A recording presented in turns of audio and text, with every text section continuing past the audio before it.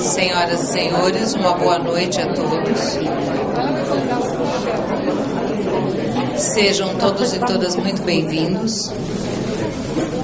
Com grande honra, iniciamos as atividades do 7º Congresso Latino-Americano de Estudos do Trabalho, realizado pela Associação Latino-Americana de Estudos do Trabalho, na Faculdade de Filosofia, Letras e Ciências Humanas da Universidade de São Paulo, tendo como tema central o trabalho no século XXI, mudanças, impactos e perspectivas. Este congresso é um evento muito especial para a associação, que comemora neste ano os seus 20 anos de atividades, depois de um árduo caminho de construção e de consolidação institucional. Lembramos que este congresso presta uma homenagem especial ao professor Richard Hyman, da London School of Economics and Political Science, da Inglaterra, que infelizmente não pôde viajar para estar aqui conosco.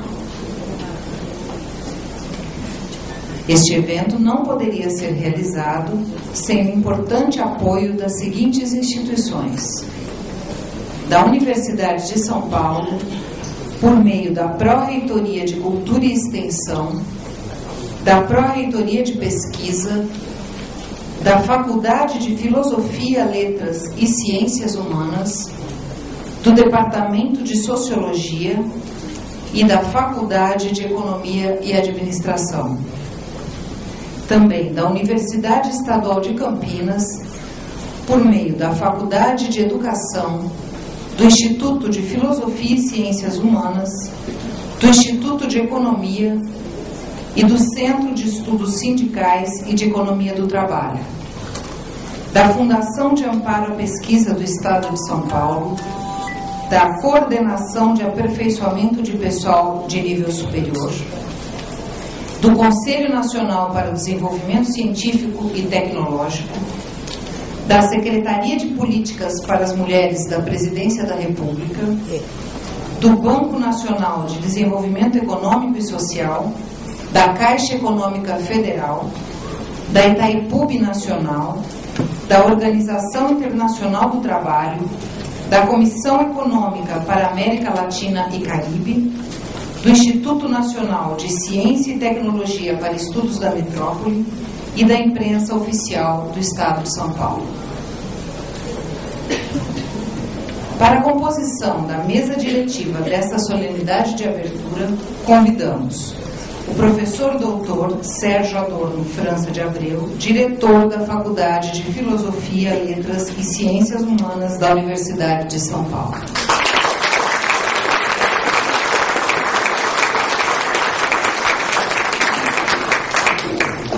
A professora doutora Laís Abramo, diretora da OIT no Brasil.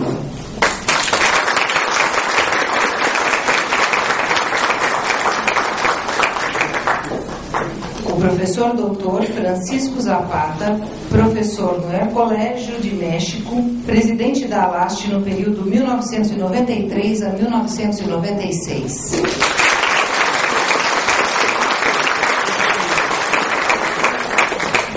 A professora doutora Alice Abreu, professora da Universidade Federal do Rio de Janeiro, presidente da ALAST no período de 1996 a 2000.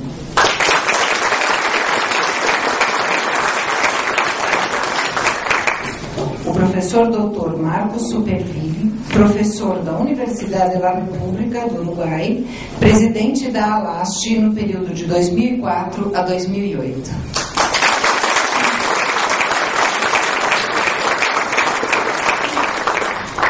E a professora doutora Márcia de Paula Leite, presidenta da ALAST em 2013.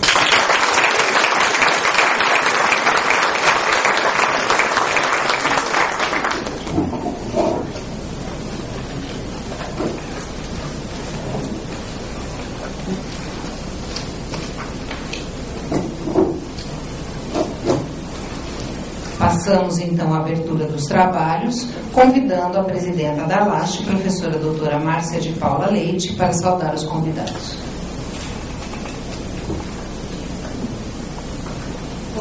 Boa noite a todos.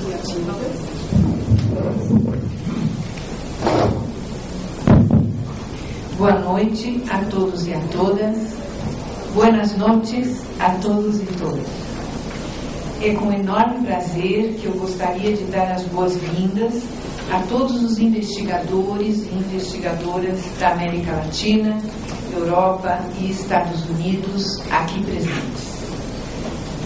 Na verdade, um caloroso abraço de boas-vindas a todos vocês que vieram a este encontro, que se realiza 20 anos após a LACE ter sido criada no México e ter trilhado um caminho de êxito, tendo realizado já 6 congressos e publicado já 30 números de uma revista que é hoje uma referência para os estudos do trabalho na região.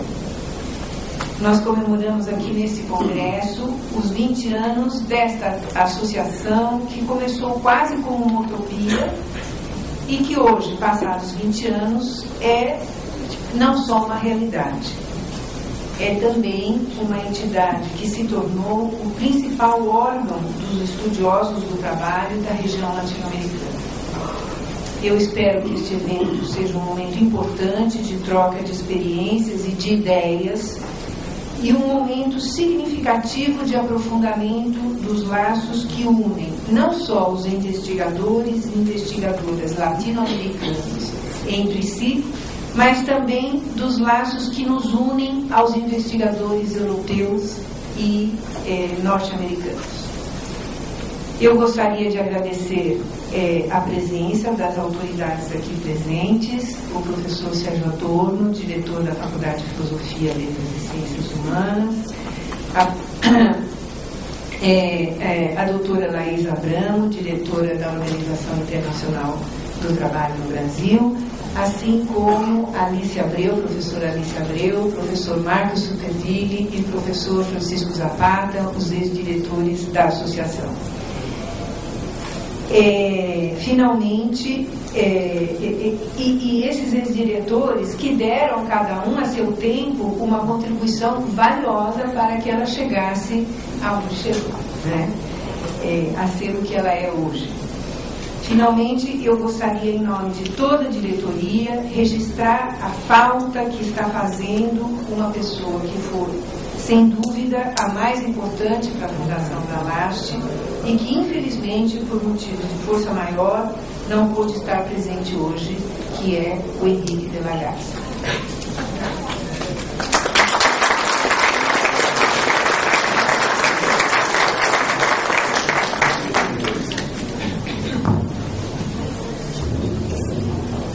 Convidamos agora a fazer uso da palavra a diretora da OIT no Brasil, a professora doutora Laís Abramo.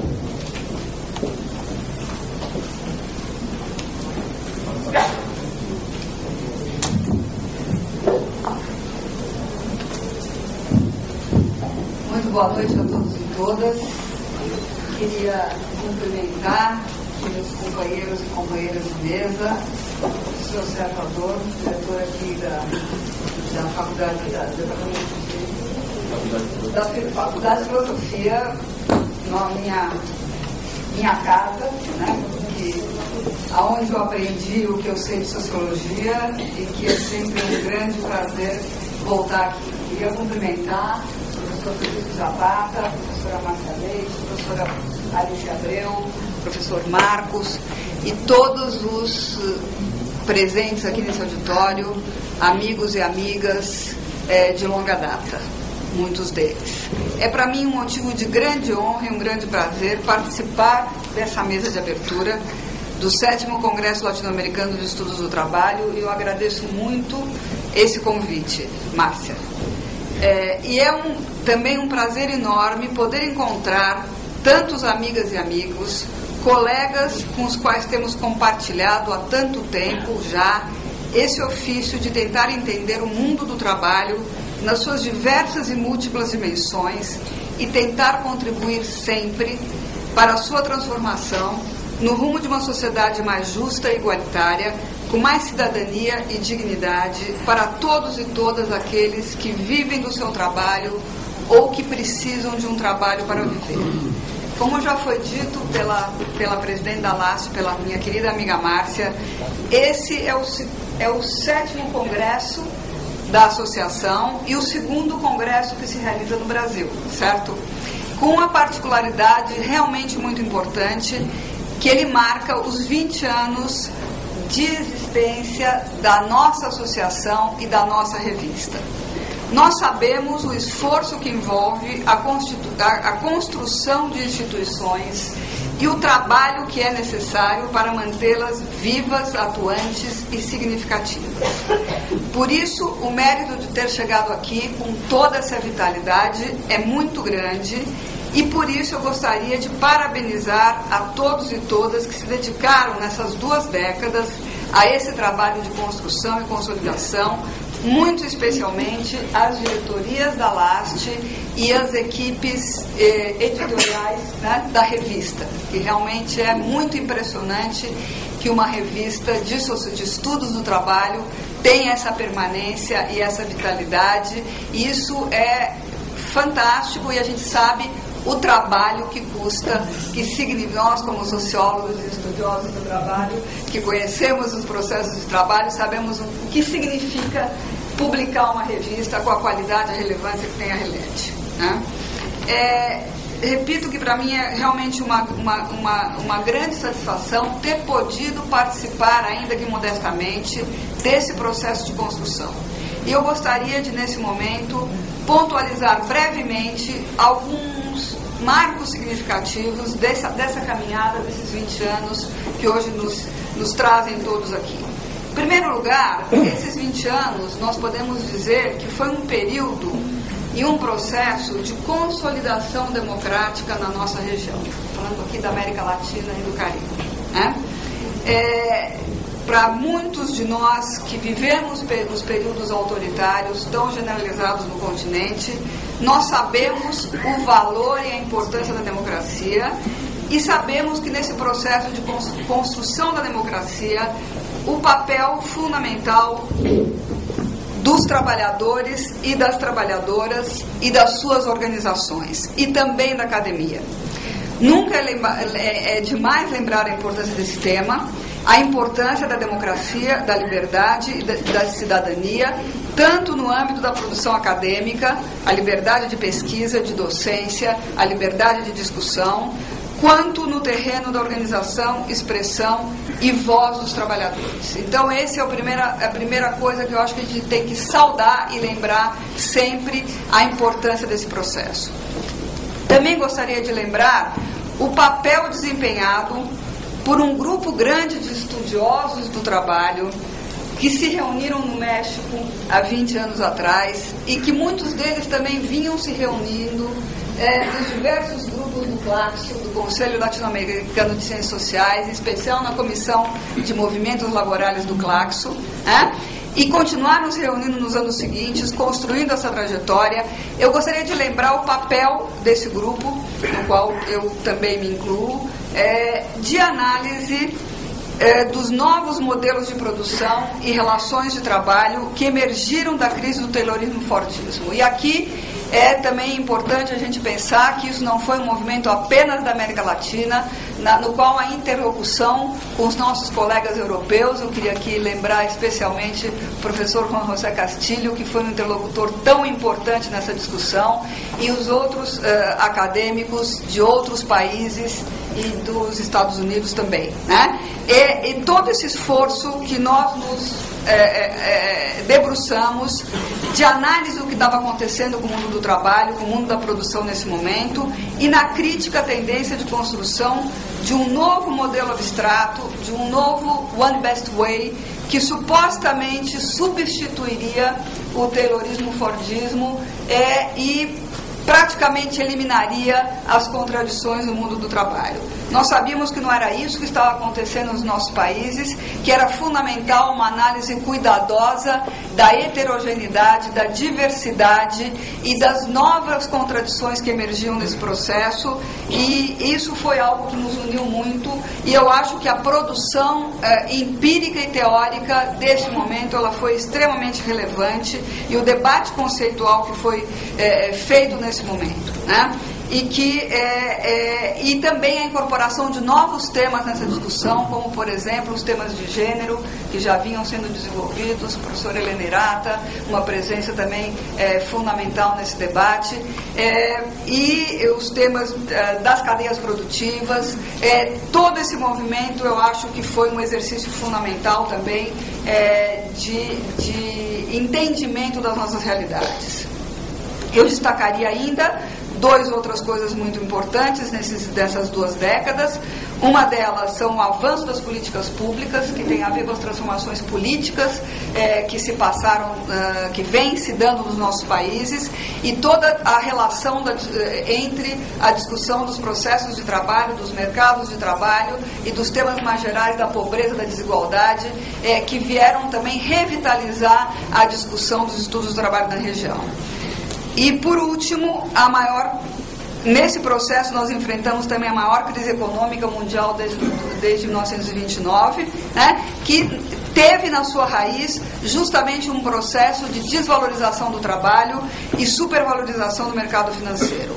Outra vez, nesse período, a América Latina, os diversos países da América Latina respondeu a essa crise com políticas anticíclicas e, em maior ou menor medida, numa tentativa de construir uma resposta diferente das respostas tradicionais, dos ajustes estruturais dos anos 90 e da primeira década dos anos 2000, e que tiveram, em maior ou menor medida, um elemento importante de defesa do emprego, da renda e dos mecanismos de proteção social e dos direitos estabelecidos, né? Então, essa é um pouco o que eu, quando eu vinha aqui pensando no que eu poderia dizer nessa noite, eu refiz um pouco da trajetória na minha cabeça, e essas foram as coisas que eu acho que mais marcaram esse percurso do meu ponto de vista. Bom, os desafios atuais permanecem, são muitos, adquirem a cada momento novos matizes e complexidade, inclusive o desafio de superar a crise econômica internacional, que continua afetando a nossa região e cada um dos nossos países, né? Então, é fundamental, portanto, continuar com uma energia renovada a pesquisa, o debate, a interlocução com o Estado, com os atores sociais, no espírito do debate livre, da seriedade acadêmica e científica e da multidisciplinariedade que sempre animou a ALAST. E tenho certeza que é isso que nos reúne aqui mais uma vez. Então, eu gostaria de desejar a todos nós uma excelente semana de trabalho. Muito obrigada.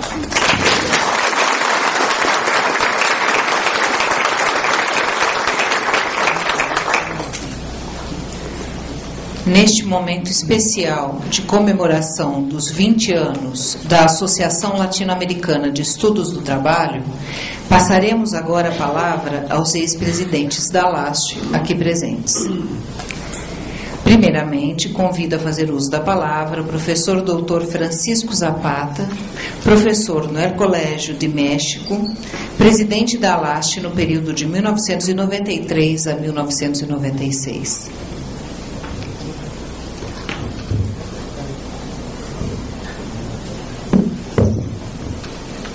Bueno, como ya nos hemos podido dar cuenta, esta reunión tiene un carácter muy especial para todos nosotros, porque es una reunión en la cual muchos de los que fundamos esta asociación nos hemos vuelto a ver, pero también hay muchas personas que se están recién incorporando a la asociación, lo cual es muy importante porque quiere decir que somos una institución viva que está reflejando los problemas que existen en el trabajo en nuestro continente.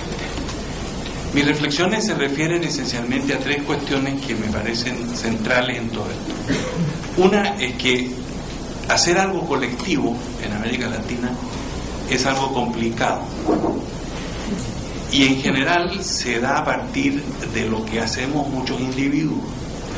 Entonces, para mí, la Asociación Latinoamericana de Estudio del Trabajo es un reflejo de la posibilidad de hacer algo colectivo en el continente a partir de lo que hacen muchos individuos, muchos investigadores, muchos profesores, muchos estudiantes que tienen, digamos, la posibilidad de relacionarse, de articularse y de constituir, digamos, un colectivo que tenga una fuerza, ¿no es cierto?, que vaya más allá de lo que cada uno de ellos en forma individual puede hacer. Esta es una reflexión que tiene que ver, digamos, con la construcción de instituciones en nuestro continente, lo cual, como todos sabemos, es una cosa muy difícil e históricamente ha sido extremadamente, digamos, difícil de hacer. Entonces, este esfuerzo de construir lo colectivo constituye también una especie de demostración de que el debate entre nosotros ha sido fundamental, y para eso la asociación ha sido también muy importante, porque a partir de la discusión, a partir de la creación de todos los grupos de trabajo que tenemos ahora, si no me equivoco, 18 grupos de trabajo, a partir de la presencia de tanto trabajo de investigación, se está reflejando, digamos, la vida y la vitalidad de esta institución. Entonces ese es un primer aspecto, es decir, la creación de instituciones en las cuales el debate sea lo fundamental para poder lograr entonces la síntesis y los productos de investigación en forma decantada.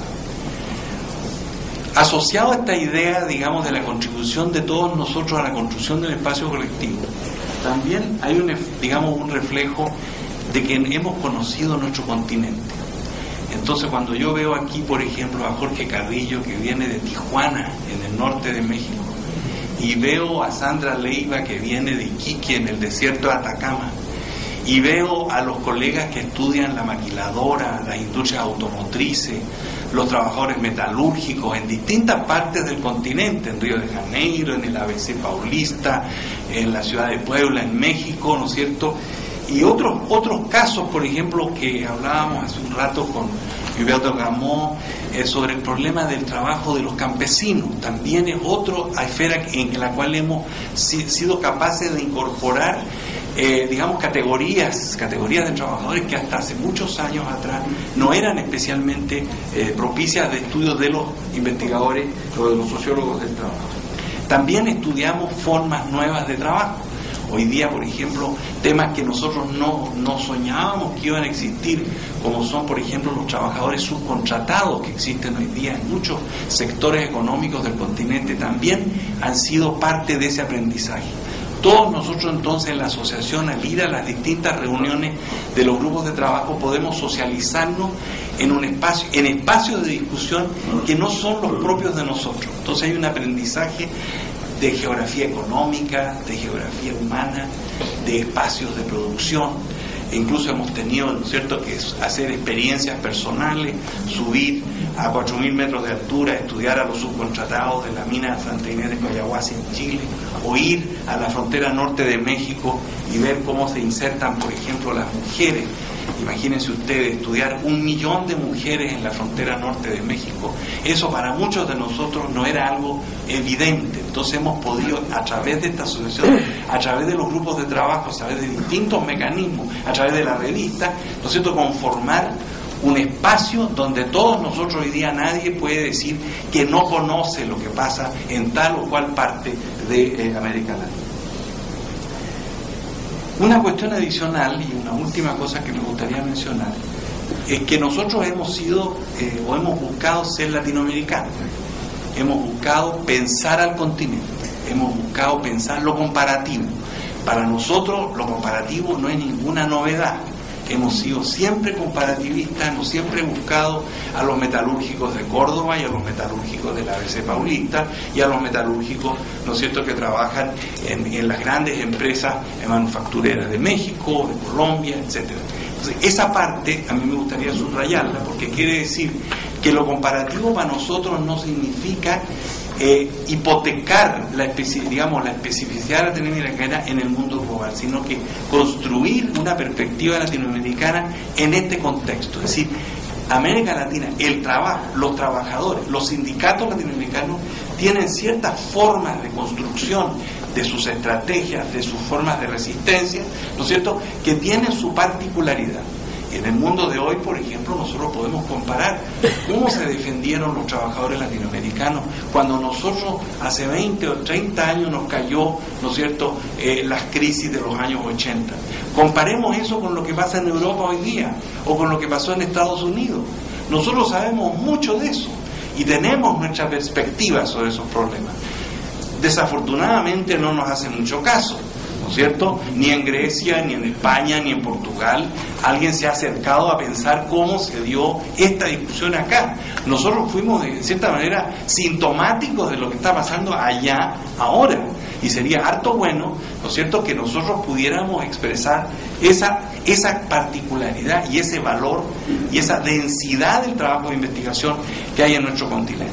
Entonces, estos tres aspectos, digamos, que he tratado de mencionar: lo colectivo, el aspecto del conocimiento de nuestra geografía económica, de nuestra geografía humana, y por último, este asunto, ¿no es cierto?, de que seamos específicos pero al mismo tiempo globales, es una cosa que nosotros tenemos que valorar. Y eso, para mí por lo menos, además de poder encontrarme con los compañeros, con todos los que hemos trabajado en estos temas, es una de las razones por las cuales yo estoy extremadamente orgulloso de haber participado en este proceso desde hace ya bastante tiempo. Muchas gracias.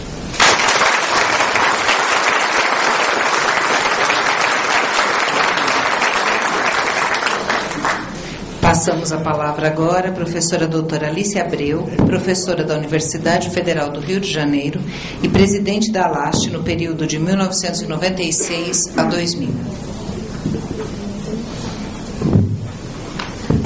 Boa noite a todos. Obrigada, Márcia, pelo convite. Eu gostaria de dizer, primeiro de tudo, minha imensa satisfação de estar aqui com vocês.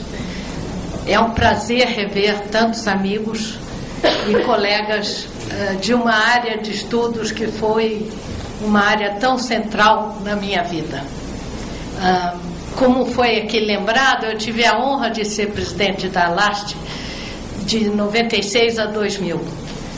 E já dizia na época, mas digo aqui publicamente de novo, que dos grandes sucessos da minha gestão se deve a duas pessoas que estão aqui presentes hoje, Nádia Guimarães e Márcia Leite, que eram a equipe de editoração da RELET e que fizeram um trabalho absolutamente magnífico, realmente colocando a RELET definitivamente no rol das revistas acadêmicas latino-americanas na área de trabalho. Então, eu queria recordar isso. Eu acho que, como vários antecessores já disseram, a ALAST é de fato um esforço coletivo, mas eu queria renovar meus agradecimentos a colaboradoras tão importantes. Muitos dos que me precederam lembraram e recordaram algum dos movimentos teóricos que ao longo desses 20 anos foram representados no mundo do trabalho latino-americano. Eu queria lembrar outro aspecto, que é o da construção institucional e da enorme vitalidade do final dos anos 80 e anos 90 para a sociologia do trabalho, não só latino-americana, mas também mundial. Estamos aqui conversando com o nosso decano, Juan José Castillo, que em 90 em Madrid, na ISA, a sociologia latino-americana e europeia fez um movimento decisivo para efetivamente se organizar no grupo de trabalho da ISA. E eu acho que a partir daí houve um movimento que um pouco refletia algumas dos processos nacionais no Brasil, que se dava no âmbito da UNPOX, onde o estudo do trabalho já se fazia muito presente e nacionalmente, né? E as diferentes redes europeias e americanas. E acho que houve uma confluência nesses anos que trouxe realmente uma riqueza, né? Cada uma trazendo as suas especificidades, o grupo da França, o grupo dos Estados Unidos, o grupo da Espanha, nós do Brasil e da América Latina, cada um trazendo uma reflexão extremamente rica, muito variada. E acho que é preciso lembrar como isso conseguiu consolidar algumas instituições. Eu acho que a ISA definitivamente tem o seu trabalho como um dos mainstreams hoje em dia, mas também a criação da ALAST trouxe essa possibilidade realmente de ter uma institucionalização desse tema de uma forma muito poderosa na região. Como já disseram algumas pessoas antes de mim, são quantos números? 30 números da RELET é impressionante. E não só 30 números, mas 30 números de uma qualidade realmente que me parece reconhecida hoje em dia, né? Então, acho que ter podido participar desse processo, para mim, foi realmente um orgulho, um prazer. E ainda que, logo depois de ter deixado a ALAST, os caminhos da vida me levaram, talvez, para alguns atalhos um pouco diferentes do mundo do trabalho, olhando mais para a questão da política científica, mesmo assim, os primeiros amores são sempre aqueles que ficam. De modo que eu nunca abandonei a questão do gênero de trabalho e mesmo nas minhas folgas aí, continuo me pondo a par e principalmente trabalhando nessa área, agora com uma visão muito sobre mulher e ciência, que tem peculiaridades que vale a pena ser discutidas. Em todo caso, eu queria deixar aqui meu grande abraço e meu cumprimento a todos vocês. É um prazer ver a sala cheia de caras novas, ainda que o coração diz que as caras mais conhecidas são as que a gente gosta mais de ver. Em todo caso, muito obrigada. É um prazer estar aqui com vocês e eu espero que tenhamos 4 dias de excelente discussão. Muito obrigada.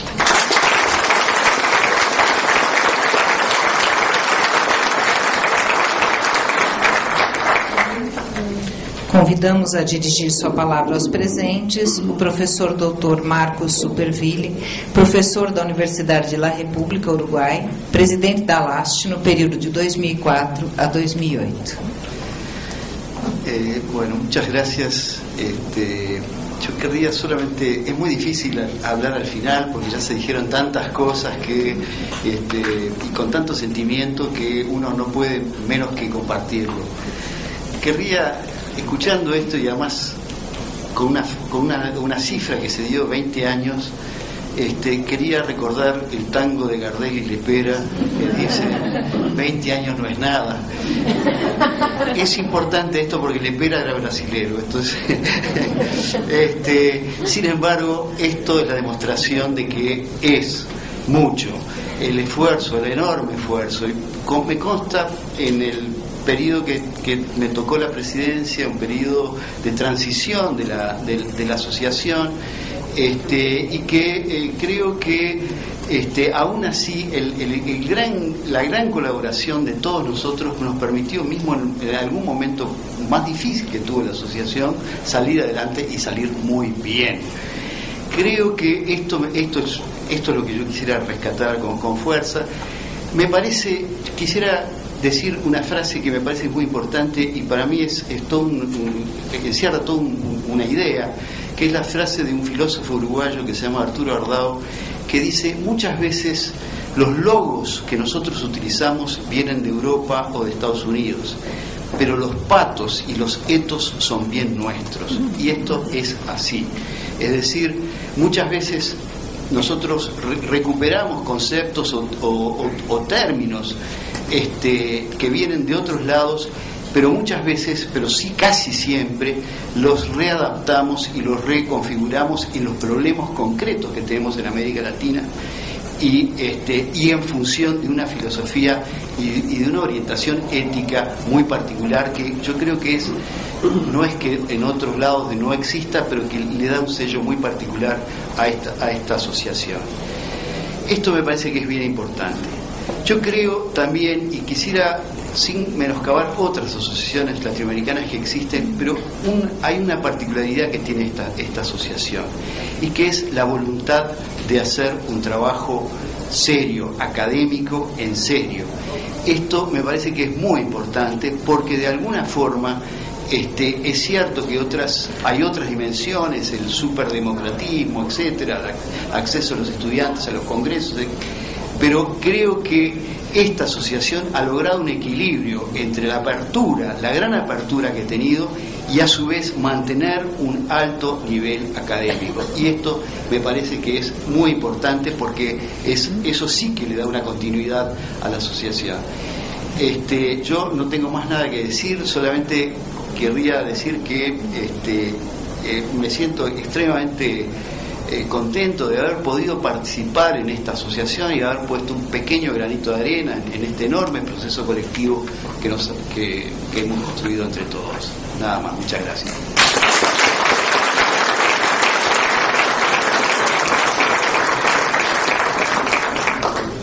Encerrando essa solenidade, convidamos agora a fazer uso da palavra o professor doutor Sérgio Adorno França de Abreu, diretor da Faculdade de Filosofia, Letras e Ciências Humanas da Universidade de São Paulo, instituição que acolheu e apoiou este evento desde o primeiro momento e sob as mais diversas formas.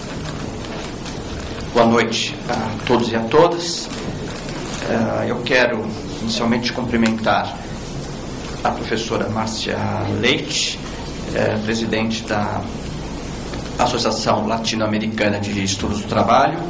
Em nome desses cumprimentos, eu cumprimento toda a mesa. Também quero cumprimentar a todos os presentes e particularmente a emoção de poder estar aqui com vários amigos, alguns dos quais eu já não via por algum tempo. É uma grande felicidade, portanto, estar podendo participar dessa sessão de abertura. Eu quero dizer que é uma honra para a Faculdade de Filosofia, Letras e Ciências Humanas, neste momento tão singular da história brasileira, nesse momento tão significativo por tudo que está acontecendo, esta faculdade poder sediar este congresso com essa temática, e com esta longa tradição de estudos sobre trabalho no Brasil e nos países latino-americanos. É uma honra também minha pessoal, nesse momento, estar à frente da faculdade, poder estar aqui. Eu lembro que o trabalho, o mundo do trabalho, os trabalhadores sempre estiveram na história da formação da Universidade de São Paulo e, sobretudo, na formação da Faculdade de Filosofia, Letras e Ciências Humanas. A Faculdade de Filosofia vai completar o ano que vem 80 anos e, certamente, este é um prenúncio das comemorações dos 80 anos. Há vários pesquisadores que contribuíram, junto com outros, para fincar, consolidar os estudos do trabalho nas suas diferentes perspectivas, no campo das ciências sociais, no campo da história, no campo da geografia, tiveram acolhida nessa faculdade e abriram um diálogo com pesquisadores de outras universidades, tanto do Brasil quanto do exterior. Eu fico muito satisfeito que, apesar de todas as turbulências que o mundo do trabalho passou e vem passando, como foi bem apontado aqui pelos predecessores, esta associação tem contribuído decisivamente, não só pelo trabalho, mas pela divulgação e pelas reuniões constantes, para manter essa reflexão densa sobre o mundo do trabalho, sobre as mudanças no mundo do trabalho, nos processos de trabalho, nas significações do trabalho. Eu acho que uma das tarefas que a LAS tem se colocado e tem realizado com grande êxito é decifrar as mudanças em curso, seja nas suas formas, muitas vezes até violentas e brutais, seja nas suas formas, muitas vezes até lúdicas. De qualquer maneira, é muito importante que esse corpus qualificado de pesquisadores tenha tomado a tarefa de não perder de vista esse espaço de realização da vida social, que continua sendo essencial e muito significativo para a construção da vida contemporânea, e particularmente da vida contemporânea democrática. Eu, então, quero desejar a todos não só um bom trabalho. Eu acho que esses momentos são momentos também de trocas, são momentos para que possamos rever os amigos, são momentos para criar perspectivas novas de trabalho, para construir novas redes, novas relações, para que as gerações experimentadas, jovens experimentadas, mantenham o seu trabalho, sua dinâmica com os novos jovens, que estão ingressando neste campo, que estão começando a produzir a sua reflexão, o seu trabalho. Afinal de contas, se há alguma experiência social que é transmitida de geração a geração, é o mundo do trabalho, entre outras, mas seguramente o mundo do trabalho é uma experiência. Então eu queria dizer que eu desejo a este congresso que ele atenda todas as expectativas aos quais ele foi programado, desejar que a reunião seja muito profícua, muito proveitosa, e claro, como diretor da faculdade, eu desejo que tudo se passe bem, que eu possa estar, se eu não puder estar aqui, talvez eu não vá poder em função das atividades de gestão acadêmica e administrativa, mas eu certamente ficarei assim auscultando de longe os ensinamentos, as novas resultados de pesquisa, e seguramente o ano que vem, por ocasião das comemorações dos 80 anos, seguramente nós teremos sessões especiais sobre o trabalho e o mundo do trabalho. Muito obrigado e, mais uma vez, uma boa semana a todos e a todas.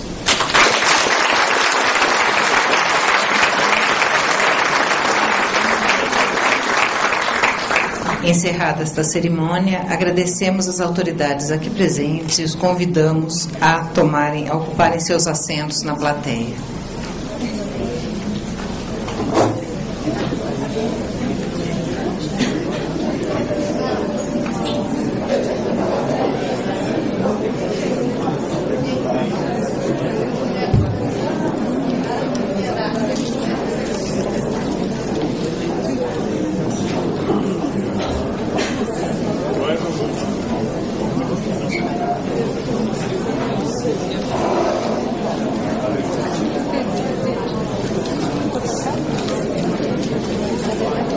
Ouviremos agora a conferência de abertura deste 7º Congresso da ALAST, que será proferida pela professora doutora Márcia de Paula Leite, atual presidenta da ALAST. Bom, eu gostaria de dizer que essa reflexão que eu vou fazer aqui com vocês é uma reflexão que eu já iniciei há um tempo atrás, na verdade desde o Congresso do México, quando eu fui eleita presidente da ALAST, não é? E partes das questões que eu vou levantar aqui, elas já foram levantadas em eventos que ocorreram em outros países, que ocorreram, por exemplo, na Argentina, que ocorreram no Chile, na Argentina no Congresso da ASET, no Chile no encontro super simpático que as chilenas promoveram, que se chamou de pré-ALAST, não é? Uma parte dessas reflexões também foram publicadas pela revista Sociologia del Trabajo da Espanha e também pela revista de Sociologia e Antropologia da Universidade Federal do Rio de Janeiro, e também uma parte se encontra na última Relete, não é? Publicada agora recentemente aqui. Mas tem também algumas novas reflexões que eu venho fazendo mais recentemente sobre a questão do desenvolvimento na América Latina. Então, é uma reflexão em processo, na verdade. Bom, os países latino-americanos têm vivido nos últimos anos uma realidade bastante difícil, marcada por intensas pressões do grande capital internacional, com profundas consequências sobre o trabalho. O esgotamento do Fordismo em nível internacional desde o início dos anos 1970, enquanto modo de acumulação, e as tentativas do capital de se recuperar por meio de um novo ciclo de desenvolvimento assentado basicamente nos ideais do neoliberalismo, vem dando lugar a um enorme conjunto de transformações nas formas como o trabalho tem se exercido.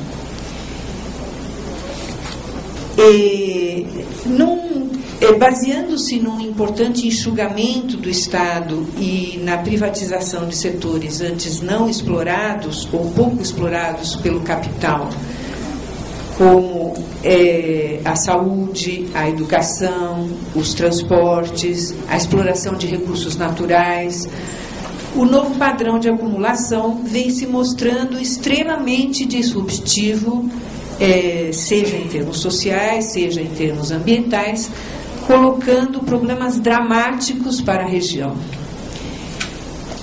Pelos fartos recursos naturais disponíveis, a América Latina tem se tornado uma das regiões preferidas para o investimento do capital internacional, num processo que David Harvey vem denominando de acumulação por expoliação. Esse processo não vem ocorrendo, contudo, da mesma forma no conjunto dos países. Ao contrário, a gente pode observar um grupo de países que vem seguindo mais à risca as tendências neoliberais e outro conjunto de nações que vem se afastando desse modelo, buscando adotar políticas voltadas ao desenvolvimento econômico como forma de garantir uma distribuição de renda mais equilibrada em termos regionais e sociais, num movimento que vem sendo caracterizado pelos estudiosos como neodesenvolvimentismo. Eu vou fazer uma pausa para pedir para o Carlos que coloque o pendrive. Retomando, eu estava dizendo que os países da América Latina tomaram caminhos diferentes, não é?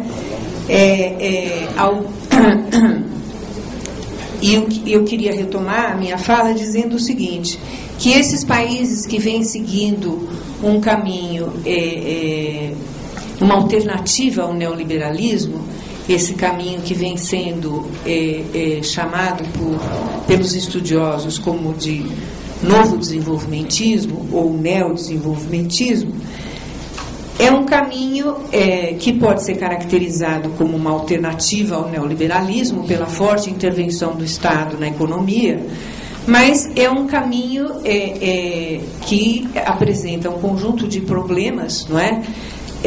Porque é uma alternativa que contraditoriamente vem servindo, vem sendo uma alternativa extremamente atrativa para o grande capital internacional, que na busca de novas áreas de investimento que lhes proporcione rápidas e vultosas oportunidades de lucro, tem criado um conjunto de novos problemas sociais e ambientais com forte impacto sobre o mercado de trabalho. Essa nova realidade tem colocado os estudiosos do trabalho frente a um enorme conjunto de desafios teóricos, o qual começa pela dificuldade de podermos pensar na região a partir de suas características comuns, como nós fizemos, né, a sociologia do trabalho fez em tempos anteriores. O objetivo desta apresentação que eu vou fazer aqui é pensar como os estudos do trabalho, mais especificamente a sociologia do trabalho, vem enfrentando esses desafios fazendo um recorrido dos caminhos que o campo vem trilhando, basicamente desde o início da Alast. Não é? Tentando resgatar um pouco qual que foi o nosso processo de reflexão, não é, ao longo desses 20 anos. Bom, a Alast, foi dito aqui hoje, a Alast surgiu em 1993, não é? Ela surge num momento em que o mundo do trabalho sofria uma série de transformações que desafiavam a sociologia do trabalho latino-americana.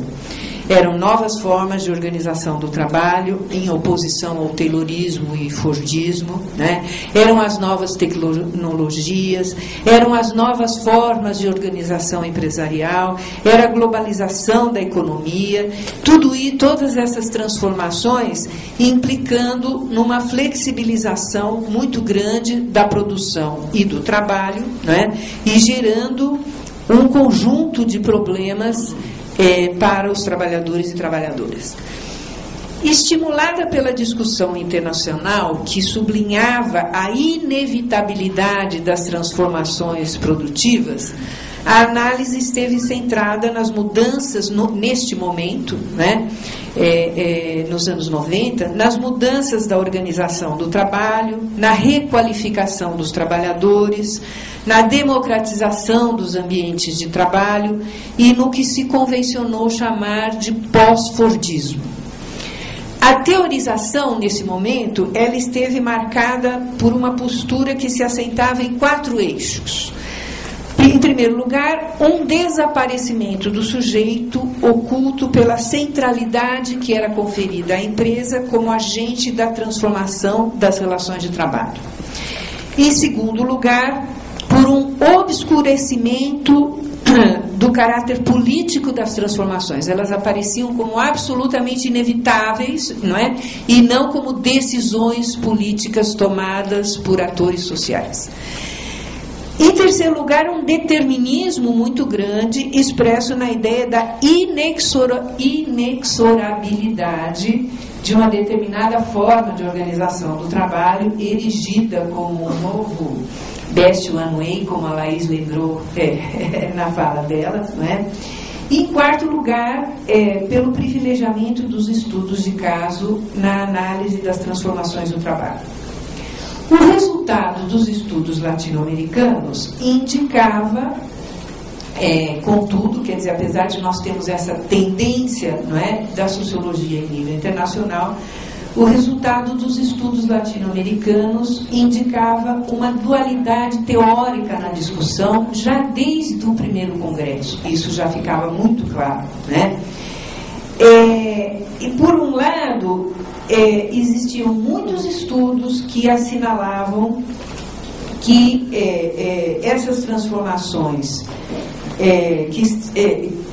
que ocorriam no Japão e na Europa, nos Estados Unidos, né, elas aqui na América Latina, elas passavam por um conjunto de adaptações que as empresas promoviam, das técnicas japonesas, né? E também contrariamente às tendências da discussão do mainstream, da discussão internacional, havia um sublinhamento, não é, das implicações nocivas do uso dessas técnicas sobre os trabalhadores e também sobre as suas formas de organização, né, mais especificamente organização sindical. Essa corrente mais crítica se voltou para a análise das especificidades da região, né? O fraco investimento em novas tecnologias, as mudanças na organização do trabalho, que se distanciavam muito das técnicas japonesas quando aplicadas aqui aos nossos países, né? A manutenção dos princípios fordistas e tayloristas de organização do trabalho. Eu lembro aqui de um texto excelente, não é, que o Juan José Castilho fez nesse momento, que chamava-se "De que pós-fordismo nos hablas?", ou me hablas, e que que colocava muito claramente o espírito desta reflexão, né? Ou seja, a gente entrava nas empresas e não encontrava esse pós-fordismo, não é? Com todas essas características que a bibliografia, especialmente a bibliografia vinda dos países centrais, acentuava, né? Então, teve muitos novos temas também que surgiram nesse momento, por exemplo, a subjetividade dos trabalhadores frente às novas tecnologias, o das práticas sindicais voltadas para o enfrentamento desses novos problemas, né? O das relações de gênero nas empresas em processo de modernização. São alguns problemas, são algumas questões, não é, que apareceram de maneira muito forte nesse momento, não é, na sociologia do trabalho latino-americana. Por exemplo, acho que vale a pena a gente destacar que nos estudos que se dedicaram à questão de gênero, não é, se ressaltava muito que nas transformações que estavam ocorrendo na América Latina, não se encontrava, não é,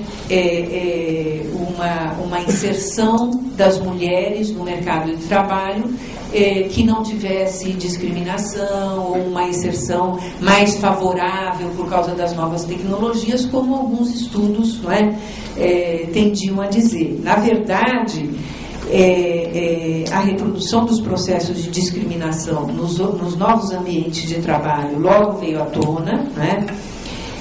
E foram muito interessantes os estudos que também trouxeram à tona que a incorporação das mulheres em setores modernizados da economia latino-americana, como a agroindústria chilena, por exemplo, as maquilas mexicanas, se fazia de forma bastante precária, com baixos salários, ausência de contratos e impossibilidade de sindicalização. No final da década de 1990, ocorre uma ruptura que vai marcar a passagem das análises voltadas para o interior das empresas para os estudos sobre o mercado de trabalho. O tema central continuava sendo o da reestruturação produtiva e das suas implicações sobre o trabalho, mas analisada agora não apenas a partir das transformações que ocorriam no interior dos processos de trabalho, mas, sobretudo, a partir das que ocorriam na organização empresarial.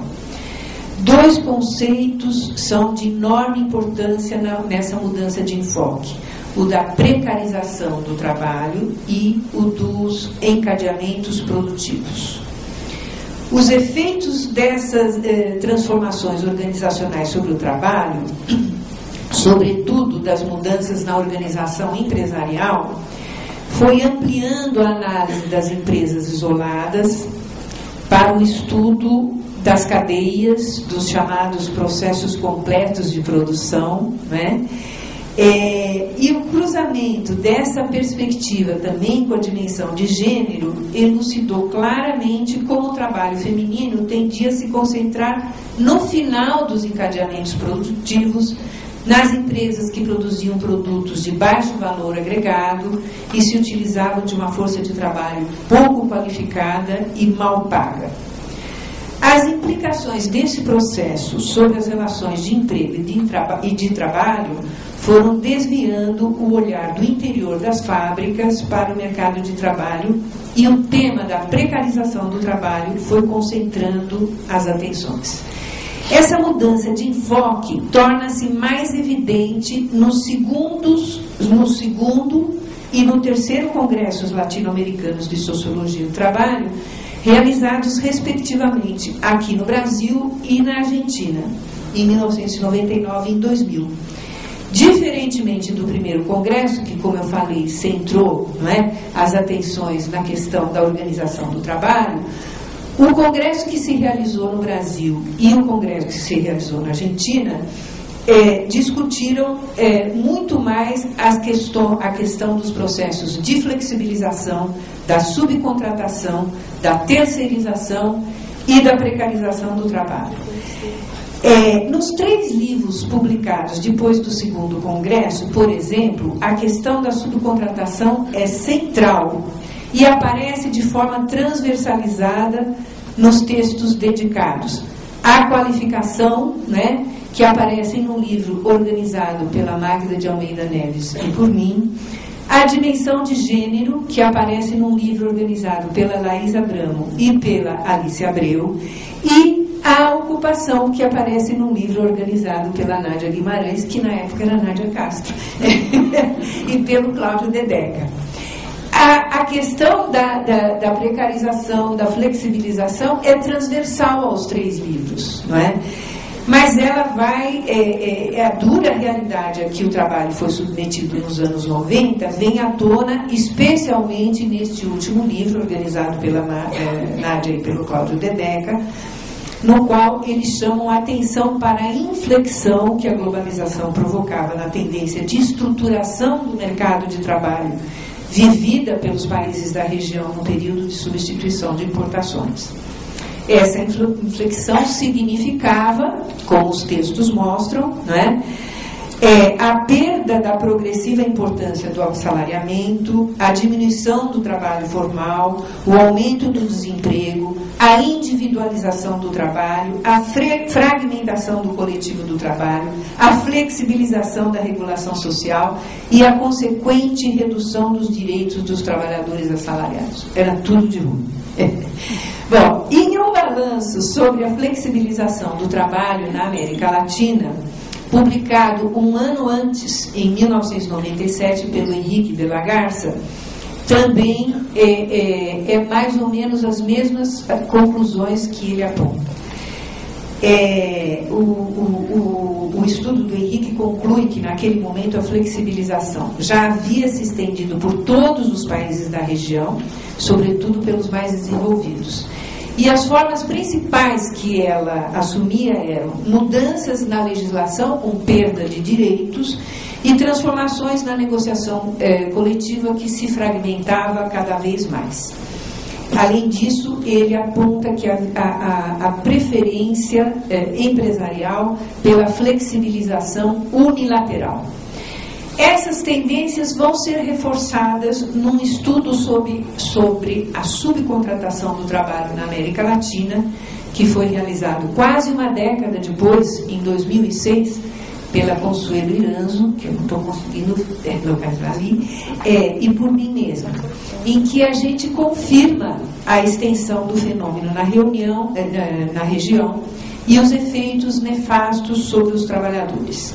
O estudo sublinha também os efeitos nocivos da subcontratação e da precarização para a própria competitividade das empresas, ao ressaltar a dificuldade de contar com a colaboração dos trabalhadores descontentes e segmentados em vários grupos, assim como a queima da qualificação observada pelo contínuo movimento de demissão dos trabalhadores, um fenômeno que também já havia sido registrado por estudos longitudinais de trajetórias realizados no Brasil pelo Adalberto Cardoso e também num texto muito importante publicado por Adalberto Cardoso, Álvaro Comim e Nádia Guimarães. Bom, outra questão que é apontada nesse texto feito pela Consuelo Iranzo por mim é a inviabilidade do retorno à estrutura industrial fordista e a existência de uma classe trabalhadora homogênea e concentrada em grandes empresas, que foi a base social do sindicalismo fordista. Bom, ia, portanto, se evidenciando que a suposição que havia predominado no início das discussões sobre a reestruturação produtiva, no sentido de que não se podia falar em pós-fordismo para a economia da região, e que havia sido tão importante para elucidar as diferenças do nosso processo em relação aos países centrais, já não era mais sustentável. Passadas quase 2 décadas, já não havia mais dúvidas de que também aqui os princípios do modelo de acumulação que haviam predominado até os anos 1970 já eram um passado. ainda que o trabalho dividido e parcelado, orientado pelos princípios tayloristas e fordistas de organização do trabalho, continuasse imperando nas empresas situadas nos finais das cadeias produtivas. Os anos 2000 chegam com uma nova ruptura teórica. Nós vamos ter importantes mudanças econômicas na região, que começam a ser percebidas pelos estudiosos do trabalho. O que nós temos de novo aí? Por um lado, o impacto do crescimento da China sobre os países da região, tradicionalmente produtora de produtos primários, não é? De commodities, e que teve uma situação extremamente favorável com o crescimento chinês e um aumento muito grande na sua pauta de exportação. Por outro lado, nós vamos ter a vitória de alguns governos de oposição às orientações neoliberais que predominaram no período anterior e que permitiram a busca de novas propostas de desenvolvimento mais preocupadas com o emprego e a promoção da igualdade social. As eleições do Lula e no Brasil e do Kirchner na Argentina representaram momentos importantes de inflexão dessas tendências anteriores. A busca de uma trajetória de crescimento e desenvolvimento econômico, acompanhada de salários crescentes, mostrou-se uma estratégia importante de fortalecimento do mercado interno. Como resultado de medidas específicas voltadas para o mercado de trabalho, em particular, o aumento considerável do salário mínimo, a reativação dos órgãos de negociação coletiva e a adoção de programa de obras públicas, observou-se uma melhora sensível do emprego. Essa melhora fica evidente nos dados relativos ao desemprego, né, que vão mostrar uma queda substancial das taxas de desemprego desde o início dos anos 2000, o aumento dos trabalhadores com acesso aos direitos trabalhistas, que também é muito significativo, né, e o aumento das remunerações médias reais e do salário mínimo. Tudo isso vai fazer com que alguns países da região, como o Brasil, Argentina, Uruguai, né, e mais recentemente Bolívia e Equador, passem a seguir uma trajetória diferente, né? E nós vamos observar nesses países, especialmente no Brasil, Argentina e Uruguai, que vem trilhando esse caminho há mais tempo, não é? Uma diminuição importante das taxas de concentração de renda.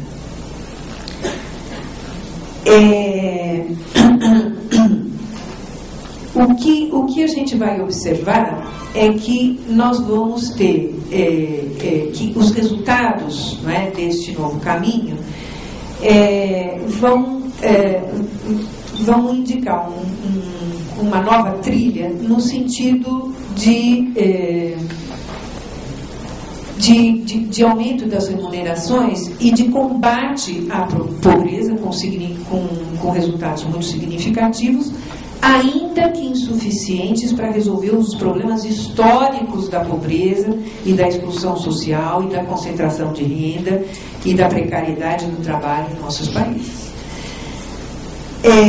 A forte orientação política para o crescimento econômico, associado ao enfrentamento desses problemas sociais históricos, vem permitindo que a situação do mercado de trabalho como um todo aponte para um processo de reestruturação em vez de precarização.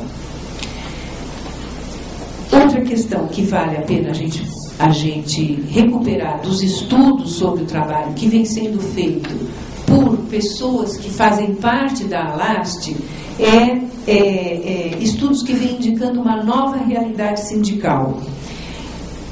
Por exemplo, nós temos estudos que vêm indicando que os sindicatos que foram duramente golpeados durante os anos 90 vêm dando sinais de recuperação, especialmente em países como Argentina e Uruguai. Na Argentina, por exemplo, os estudos da Cecília Seni evidenciam um importante processo de revitalização dos sindicatos nos últimos anos, representado pelo aumento das taxas de afiliação e da negociação coletiva e da retomada dos conflitos coletivos configurados no incremento do número de greves, sobretudo nas grandes empresas.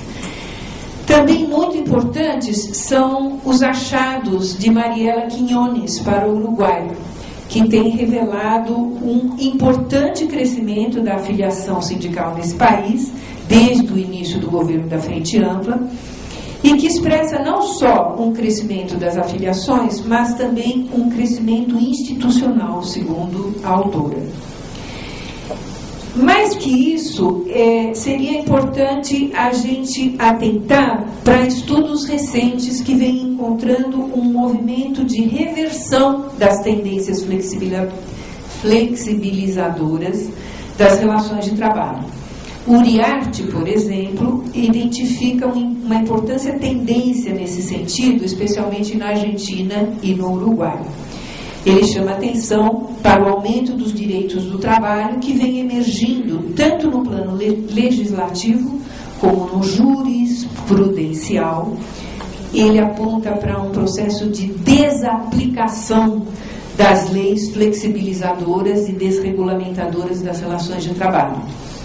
No caso brasileiro, os estudos do Darí Krain indicam tendências contraditórias, que, por um lado, apontam um aprofundamento da flexibilização, e, nesse sentido, nós temos as tendências de aumento das taxas de rotatividade, da remuneração variável, da contratação atípica, mas também tendências de fortalecimento da regulamentação, que aparecem, por exemplo, na ampliação do seguro-desemprego, na constituição do microempreendedor individual e agora, mais recentemente, que nós temos que comemorar, na extensão dos direitos trabalhistas às empregadas domésticas.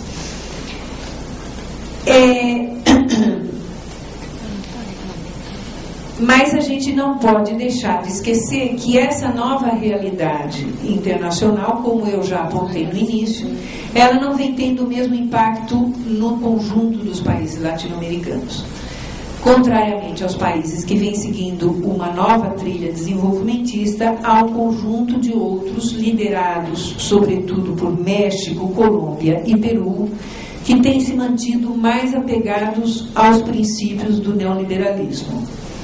Os estudos também realizados sobre esses países têm apontado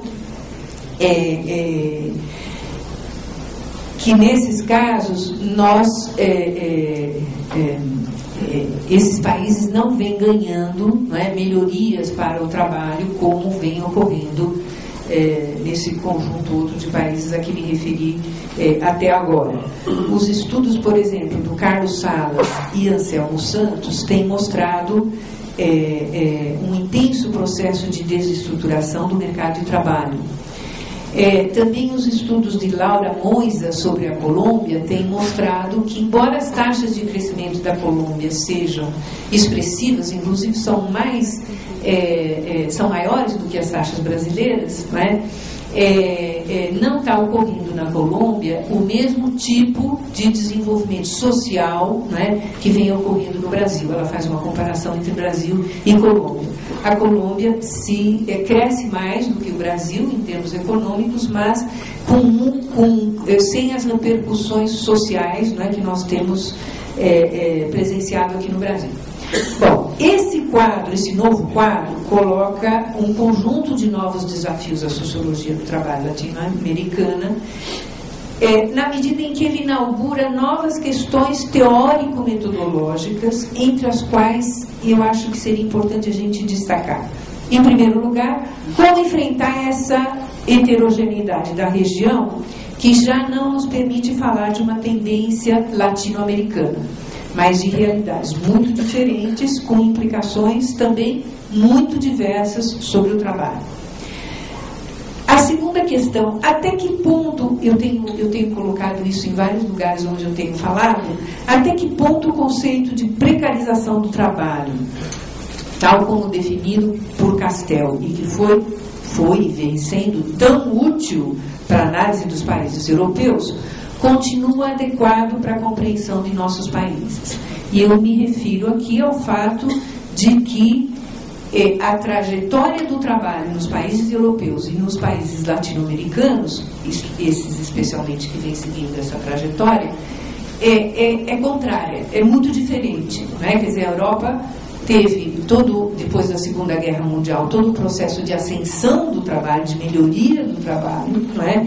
Que ela começa a perder, não é? Que os trabalhadores começam a perder a partir dos anos 70, e há, evidentemente, um processo drástico de precarização do trabalho. Na América Latina, nós nunca chegamos ao ponto em que os europeus chegaram, né? A gente sempre conviveu com a precariedade, sempre, não é? E o que nós estamos vivendo agora é um processo, esse processo de alguns desses países ao qual estou me referindo, chamado de neodesenvolvimentismo ou social-desenvolvimentismo, em que o trabalho vem ganhando, não é? Então, eu diria que há um movimento contrário, e eu acho que o conceito de precarização do trabalho não se aplicaria para os nossos casos. Bom, então, nesse caso, quais seriam os conceitos teóricos mais adequados para a compreensão da nossa realidade atual?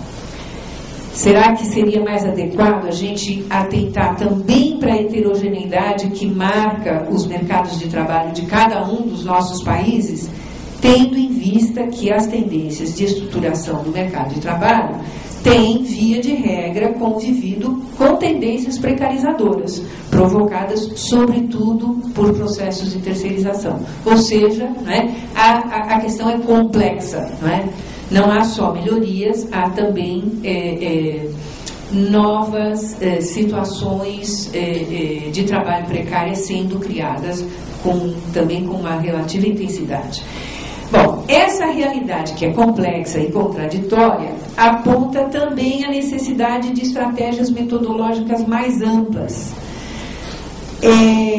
Por um lado, ela aponta para a incorreção de se utilizar mecanicamente, e aí retomando, não é? Aquelas nossas reflexões de lá quando a LAST foi criada, que a gente dizia, não está acontecendo essa mesma coisa aqui nos nossos países, não é? De que pós-mordismo nos hablas, não é? E eu acho que a gente vive novamente uma situação muito semelhante, né? Em que a gente deve evitar a utilização mecânica de conceitos que foram criados para a análise dos países centrais, sem que sejam feitas as mediações e contextualizações necessárias à compreensão da nossa realidade. A segunda coisa que eu gostaria de apontar é a necessidade de adoção de estratégias metodológicas mais amplas que busquem entrecruzar os estudos qualitativos dedicados a análises mais profundas de casos concretos, com pesquisas quantitativas baseadas em levantamento de dados, de forma a permitir a intersecção de vários olhares. E aqui eu acho que nós, né, na LAST, com essa enorme possibilidade que nós temos hoje, não é, de intersecção de olhares, não é, da sociologia com a economia, com o direito, não é, com a antropologia, com a psicologia, enfim, nós estamos vivendo uma realidade, um momento, não é, muito rico para os nossos estudos. A outra coisa que eu gostaria de salientar é o seguinte, que essa via seguida por alguns países, né, essa guia do neodesenvolvimentismo, que eu analisei anteriormente, também tem provocado a emergência de novos problemas sociais e, sobretudo, ambientais, os quais se relacionam diretamente com os interesses do grande capital internacional e com as pressões que os governos têm sofrido para apoiar vultosos investimentos corporativos, muitas vezes ignorando os interesses dos trabalhadores e das populações tradicionais que vivem nas regiões afetadas pelas grandes obras. Mas conforme tem evidenciado muitas pesquisas em desenvolvimento no Brasil, e eu me refiro aqui às pesquisas desenvolvidas por Irã Jacome Rodrigues e José Ricardo Ramalho, né? Assim como pesquisas desenvolvidas por Roberto Veras de Oliveira. Esse processo tem produzido o que frequentemente José Sérgio Leite Lopes tem chamado de ambientalização do conflito, né?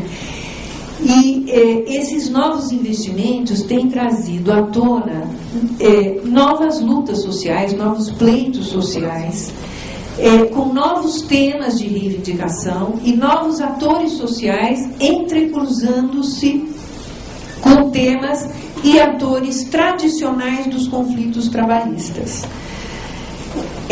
E também, como nos conflitos tradicionais de trabalho, a sua resolução tem dependido da capacidade de organização e negociação dos atores em questão, os quais têm conseguido muitas vezes modificar substancialmente os projetos empresariais, como ilustra o caso da construção da usina de Belo Monte na Amazônia brasileira, né? E, nesse sentido, esses novos embates vêm demonstrando que, assim como no passado, embora diante de situações bastante diversas, os trabalhadores vêm conseguindo gravar com as marcas das suas lutas a realidade em construção. De grande importância nesse quadro têm sido as recentes discussões sobre esse novo projeto de desenvolvimento em curso, as suas diferenças e semelhanças em relação ao nacional desenvolvimentismo, o novo equilíbrio entre Estado, mercado e sociedade. E, sobretudo, o papel das políticas sociais que foram praticamente ausentes no período anterior, no período do nacional desenvolvimentismo, e alçadas agora a um lugar de grande importância nos projetos em construção. Diferentemente das tendências teóricas mecanicistas observadas nos primórdios da disciplina da sociologia do trabalho, em que a teoria da modernização tendia a interpretar o processo evolutivo do tradicional ao moderno como um caminho linear, uniforme e inexorável, as análises atuais têm buscado recuperar o papel dos atores sociais, destacando a sua importância para o caráter social do novo desenvolvimentismo. Nesse processo, a temática do desenvolvimento tem sido retomada pela disciplina, que vem restabelecendo um fértil diálogo com a economia. Isso tudo tem alçado a um plano bastante importante os estudos do trabalho que tem se realizado a partir de propostas de desenvolvimento regional, trazendo a noção de território para o centro do debate e intensificando o diálogo com campos disciplinares que também não eram tão próximos da sociologia, como da geografia e dos estudos ambientais. Também se intensificou nesse contexto o debate sobre a participação dos trabalhadores e sindicatos nas discussões políticas sobre projetos de desenvolvimento. Uma colaboração lembrada pelo nosso colega José Ricardo Ramalho. Esse enriquecimento teórico dessa última fase também se alimentou de novas tematizações no contexto europeu e norte-americano, como as trazidas pelos estudos de gênero relativas ao trabalho de cuidado e ao trabalho emocional. Eu gostaria, lembrando de algumas colegas aqui da Alaste, de lembrar o estudo da Helene Hirata e da Nádia Guimarães, recentemente publicado sobre o trabalho das cuidadoras. E o estudo da Luz Gabriela Arango sobre o trabalho emocional. Esses estudos vêm contribuindo de maneira muito importante para a disciplina na região ao elucidar condições de trabalho de segmentos populacionais que, por vários motivos, têm crescido nos países mais industrializados. Entre esses motivos se encontra a crise, né, que eles vêm vivendo, mas que em nossos países marcados por profundas desigualdades sociais sempre estiveram representados por parcelas significativas de trabalhadores e especialmente de trabalhadoras, como o trabalho das empregadas domésticas. Outro tema que merece destaque é o do trabalho decente. trazido à tona pela OIT no final dos anos 90 como uma forma de se contrapor às tendências precarizadoras do trabalho que emergiram a partir dos anos 70 e 80 do século passado. O conceito se refere ao trabalho que garante uma remuneração digna, que dá acesso aos direitos trabalhistas e previdenciários, que garante a negociação coletiva e que se exerce livremente e sem o constrangimento de discriminações. Nesse sentido, ele vem orientando muitas discussões e ações na região que tem enfrentado historicamente a realidade do trabalho precário, sem acesso a direitos, do trabalho infantil e análogo à escravidão.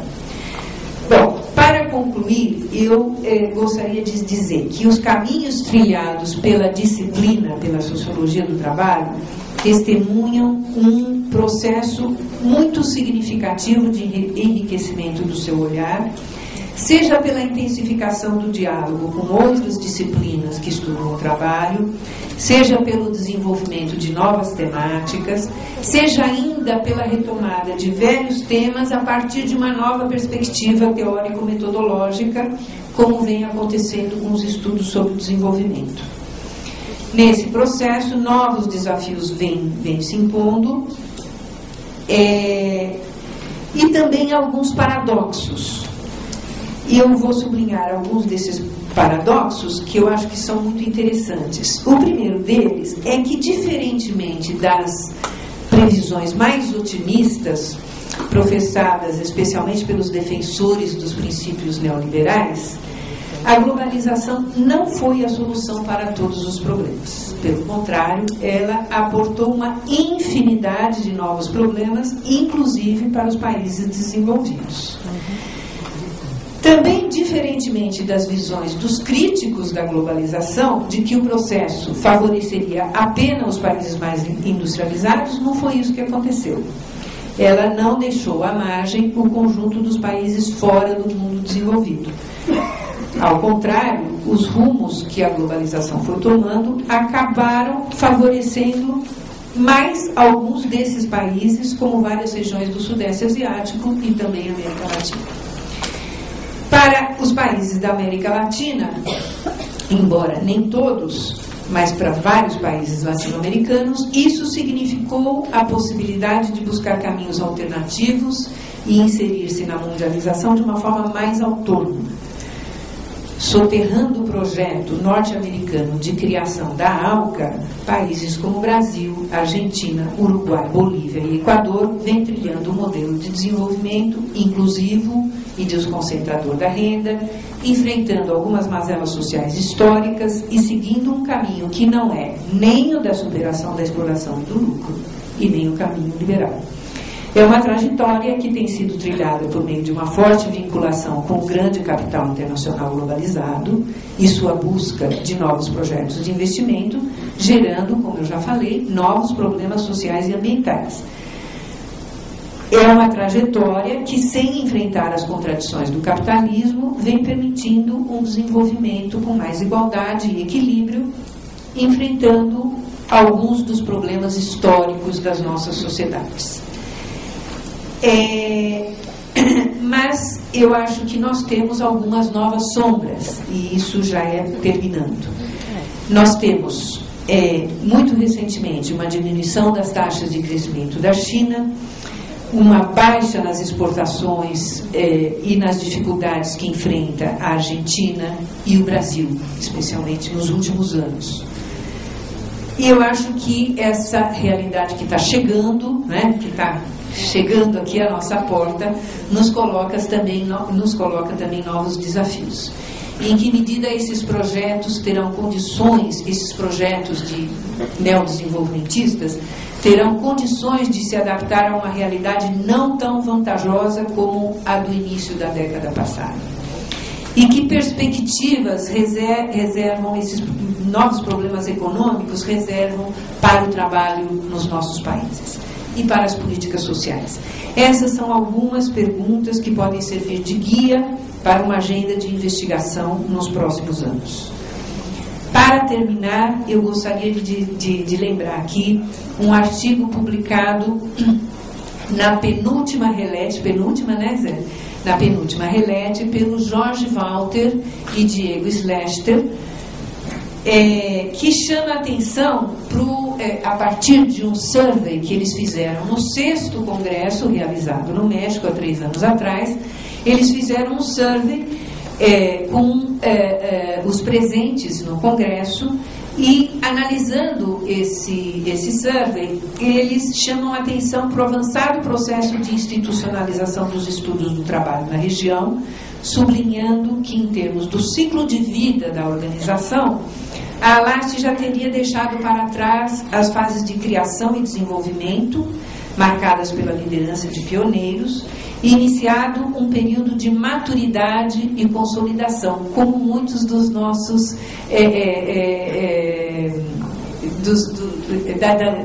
dos integrantes da mesa de abertura lembraram, não é? Ao mesmo tempo, eles sublinham que a atual etapa da associação traz consigo novas exigências relacionadas especialmente a uma maior conexão das pesquisas com a demanda local e também com os estudos internacionais. De acordo com eles, o potencial dos membros da associação para enfrentar esses novos desafios foi evidenciado pela pesquisa. A composição dos seus membros em termos de sexo, idade, níveis educativos, demonstra que estão dadas as condições para seu enfrentamento com o surgimento e fortalecimento de novas lideranças intelectuais. É com grande confiança que nós esperamos que o 7º Congresso seja um momento oportuno para este salto. Muito obrigada.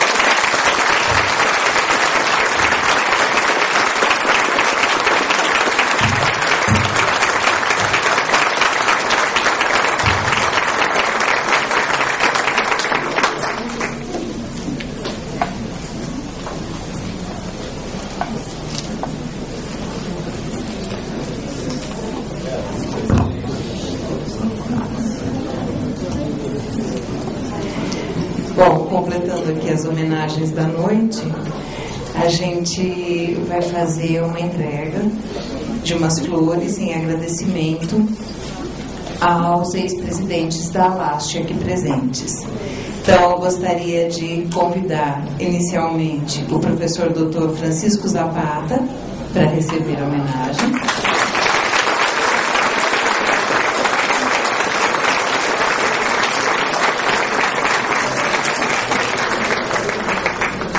A professora doutora Alice Abreu.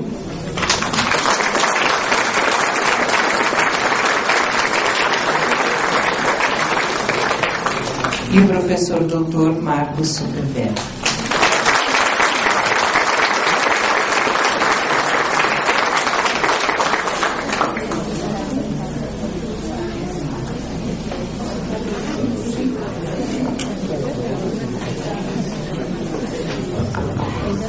Eu gostaria de agradecer mais uma vez a presença de todos e todas, desejar a vocês muito êxito nas atividades e dizer especialmente que é um orgulho para nós estarmos recebendo esse conjunto de investigadores e investigadoras tão importante para os estudos sobre o trabalho em nível internacional. Sejam todos e todas muito bem-vindos.